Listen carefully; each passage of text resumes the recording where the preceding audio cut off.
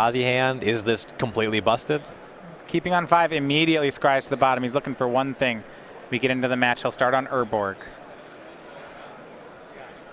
Urborg into Eye of Ugin actually does not enable Thought-Knot Seer because you can't generate colorless mana. Yeah, it discounts colorless, but you're right. And a play here, Jeremy's going to go ahead and dismember Jeff's turn 1 Birds of Paradise. It's a lot of life, but, you know, I'd happily gut shot a birds every time, so I think that line is fine. I think the test here is whether or not Jeremy's hand allows him to play Magic. He'll go for a 1-1 Endless One. Would you consider playing a 1-1 for 1 playing Magic? I don't think I want to make a 1-1 Endless One, and then even if I have no other plays, but yeah, that's one of the Wall of Roots from Jeff will shut that down. Yeah, Wall of Roots or, you know, literally anything in his deck. There is the Eye of Ugin, but just a Mimic to follow it up. Did have Eye of Ugin, that's big with the Mimic. Gives him some game. Notably, if Zimmer had waited a turn, this Endless One would be a 4-4 here. There'd be no difference in the amount of lands that he had to tap. Yeah. Jeff would be at the same life total. Here's Mutavault. He has 5 mana. Could play Reality Smasher this turn if he had it. That'd be big. And isn't that? And he has it. This is just why this deck is so stupid. That. Yeah. I mean. All right, Jeff's going to Lightning Helix the Eldrazi Mimic before it gets a chance to turn into a 5-5. But if Jeff doesn't have that kill spell here, then maybe Jeremy even wins despite being on 5 cards, bricking on lands 2 turns. The more this game progresses, I think that Jeremy was feeling pretty upset, expecting this game not to go his way. The fact that he drew that Eye of Ugin and the fact that he had already cast the Endless 1-on-1 is looking like it might actually matter. Yes, I agree. I mean, it's just, as a 1-1, it's just not a card. Right. He just discarded a card. And speaking of discard, you know, that's the only reason you have to force action that's not palatable is because you would have to discard a card of your end step anyway. You know, he mulliganed to 5. He didn't have 8 cards in hand. He just did something he didn't have to do. Exactly.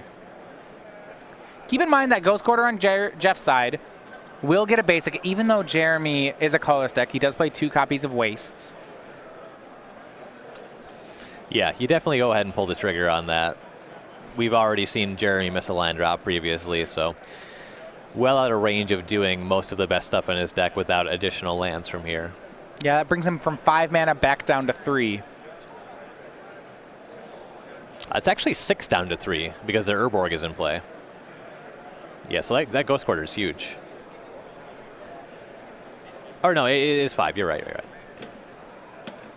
Jeff will Ghost Quarter and just pass the turn. You see Path to Exile, Birds of Paradise in Jeff's hand. If he's not making Birds of Paradise, Jeff has something else in mind. Perhaps he wants to discard it so that he can Path to Exile the Reality Smasher. Yep, definitely a possibility. Activates Mutavault, swings the team. Okay, I think casting creatures instead of using the path this turn, dealing with that Reality Smasher in some capacity. It's going to be Restoration Angel flash into play for Jeff. The Angel will eat the Mutavault. The Wall of Roots will block the 1-1, and Smasher will hit Jeff down to 8. Okay. Yeah, so he saves some damage with this play as well. Still at a reasonable life total, and of course Jeremy is a bit off from casting a second Reality Smasher, and he has an answer to the first one. For Hoogland, it looks like he drew a copy of Big Game Hunter, and Jeff originally thought he couldn't play it, but then he looks at the lands and realizes that Jeremy has played an Urborg. That's wild. And Jeff able to hard cast the root. That's so huge right now. Tap to fetch land and everything. And you know, I was going to say, he drew, it's like, oh, this is unfortunate. Jeff can't play his double black card. Also, if he discarded it to path, it wouldn't kill the Endless One. Wow. And that Urborg may have just sealed it up for Jeff. An activated Mutavault and a swing with Endless One. Jeremy's going to try for that. Yeah, he's really just flailing at this point. I think that this game is the Reality Smasher was what it was all about. Right. Jeff goes to 9. Swing in for 3 from Jeff. Puts Jeremy at 9.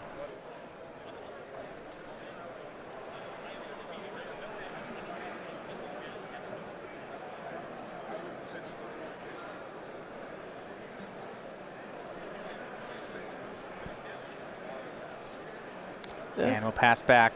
To be fair, Jeff's hand doesn't look to be committing too much additionally in the way of threats. Dismember took care of the Restoration Angel, so now Jeff only has 1 power in play.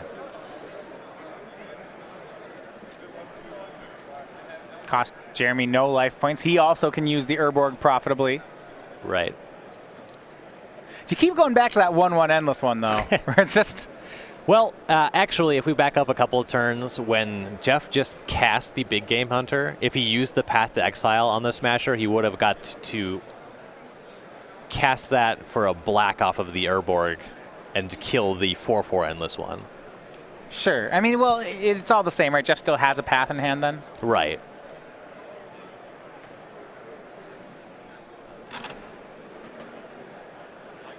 That Path to Exile should cover any outs Jeremy has. Draw of Court of Calling from Jeff is big here, too. Yeah, it's a little less impactful now that the Restoration Angel has hit the bin, but, I mean, it's generally the best card in his deck.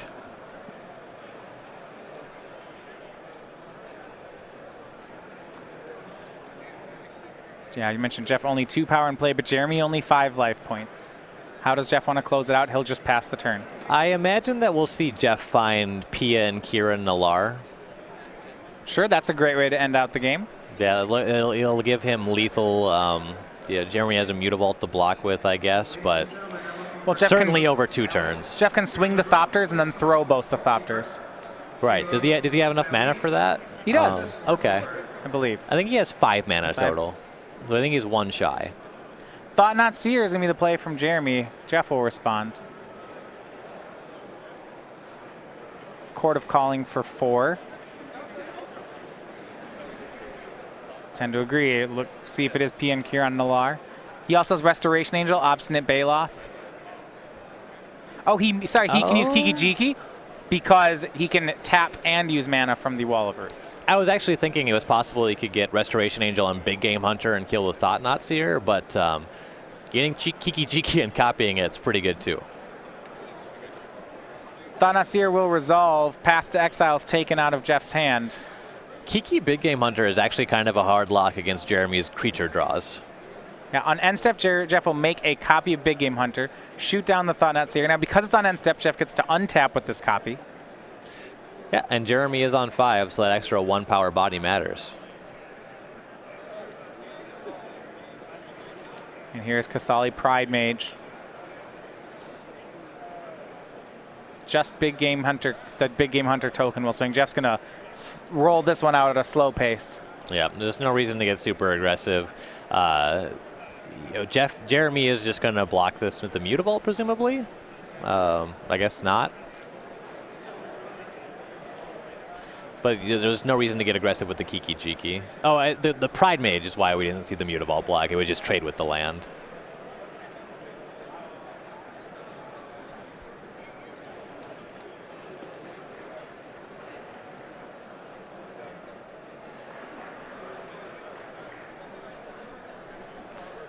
So Jeremy's still shy on casting Reality Smasher. It wouldn't be good enough to win this game even if he had it, though. There's still that Kiki-Jiki Big Game Hunter. Yeah. And here's Ensnaring Bridge from Jeremy. This is a card out of his sideboard I wouldn't have expected to have come in here. Right. It certainly isn't going to work here. Jeremy casts it. Jeff will make a copy of Kasali Pride Mage, sacrifice the copy to shoot down the Ensnaring Bridge. That choice is quite odd to me. He's supposed to be the big creature deck. It doesn't seem like he can win any games with Ensnaring Bridge in play when the bridge is actually good against Jeff.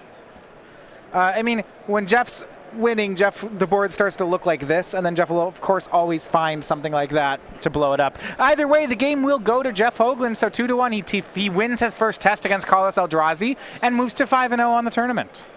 Yeah, we saw Jeremy mulligan pretty low to a hand that did have to pass instead of playing a second land. So maybe not the most difficult test for Jeff, but he did at least dodge the deck. He beat the deck, so, you know, he's up to a 5-0 start. So probably feeling pretty good about that. So for that, Jeff Hoogland